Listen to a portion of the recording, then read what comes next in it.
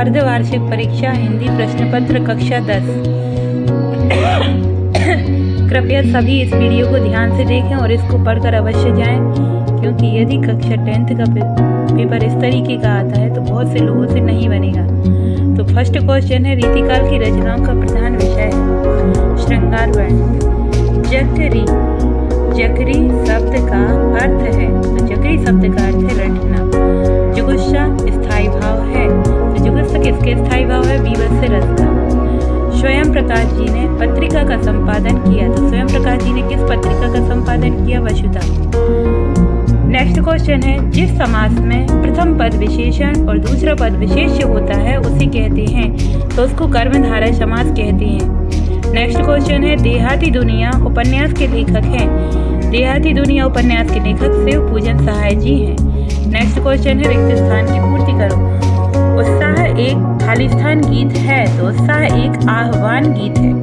वीर, भयानक तथा रौद्र रस में कौन सा गुण है? तो वीर, भयानक तथा रौद्र रस में ओज गुण है। नेक्स्ट क्वेश्चन है, नायक नायिका के जीवन की किसी एक घटना का पूर्णता के साथ चित्रण क्या कहलाता है?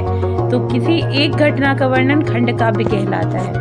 नेक्स्ट क्वेश्चन है, बाल गोविंद भगत के गीतों में किसके भाव व्यक्त हुआ करते थे? तो प्रभु मिलन के। किसके? प्रभु मिलन के। नेक्स्ट क्वेश्चन है, विद्यालय में कौन सी संधि है? तो विद्यालय में स्वर संधि है, इसमें दीर्घ स्वर संधि है, दीर्घ स्वर संधि है। लेपचा और नेक्स्ट खालिस्तान सिक्किम की स्थानीय जातियां हैं, तो लेपचा और भूटिया। मोस्ट आईएमपी क्वेश्चन है।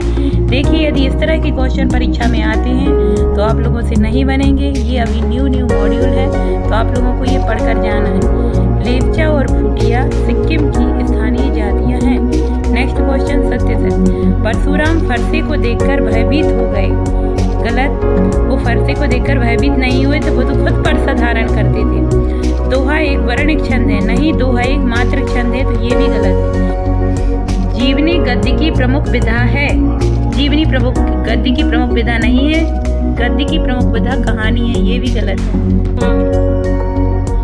लखनऊ को नवाबों का शहर कहा जाता है। सत्य। माँ बैठ नहीं सकती मैं भाववाच्य। गलत, इसका भाववाच्य बनाएंगे तो कुछ और होगा, इसलिए ये गलत है। कृतिकार के लिए अनुभव की अपेक्षा अनुभूति गहरी चीज है, ये सत्य है। नेक्स्ट क्वेश्चन है, सही जोड़ियां। सही जोड़ियां ये सही ही बनी है। युगधारा नागार्जुन की रचना है। उतान पीठ के बल लेटना। मन्नू भंडारी की माँ कैसी थी? सहनशील थी। सुदामा चरित एक खंड काव्य है। शब्द शक्ति के भेद, तो शब्द शक्ति के 3 भेद होते हैं, 1 और 1 11। इस मुहावरे का अर्थ है एकता में शक्ति। एक वाक्य में उत्तर दीजिए। जयशंकर प्रसाद की आत्मकथा कविता किस पत्रिका में प्रकाशित हुई है? तो जयशंकर प्रसाद की पत्रिका आत्मकथ्य हंस पत्रिका में प्रकाशित हुई है। घेर घेर घोर गगन में कौन सा अलंकार है? तो घेर घेर घोर गगन में अनुप्रास अलंकार है।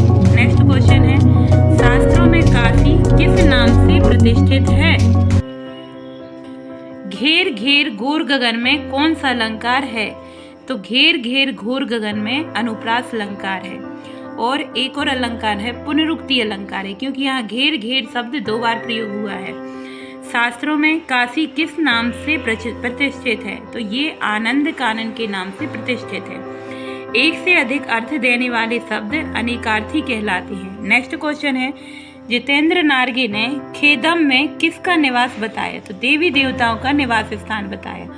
नेक्स्ट क्वेश्चन है, लेखक आगे अपनी अभियांतर व्यवस्था को किस प्रकार पहचान पाता है? तो लिखकर पहचान पाता है।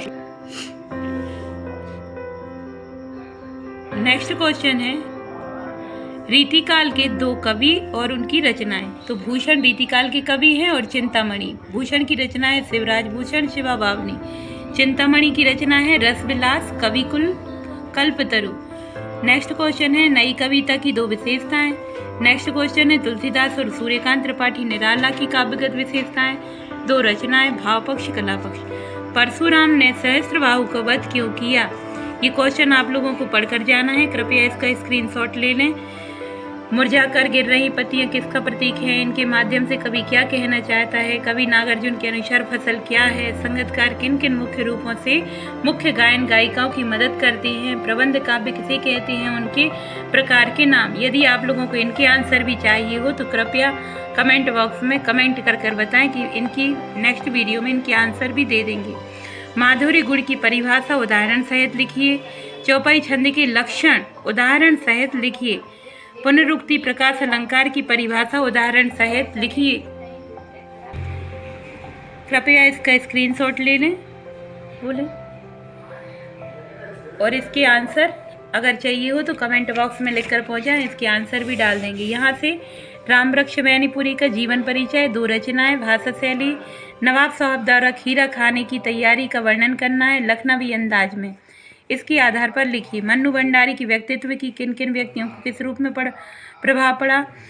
नेक्स्ट क्वेश्चन है, यहाँ से ये स्क्रीनशॉट ले लेना। आम के आम गुठलियों के दाम, मतलब एक बार में व्यय होने पर 2 बार लाभ पाना। जिसे बांटा ना जा सके उसको अविभाज्य कहते हैं। आम के आम गुठलियों के दाम, एक बार व्यय होने पर 2 बार लाभ पाना।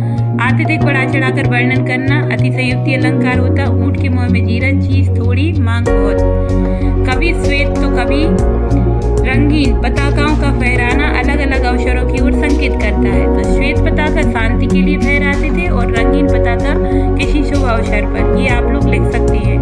लेखक अज्ञे के अनुसार प्रत्यक्ष अनुभव की अपेक्षा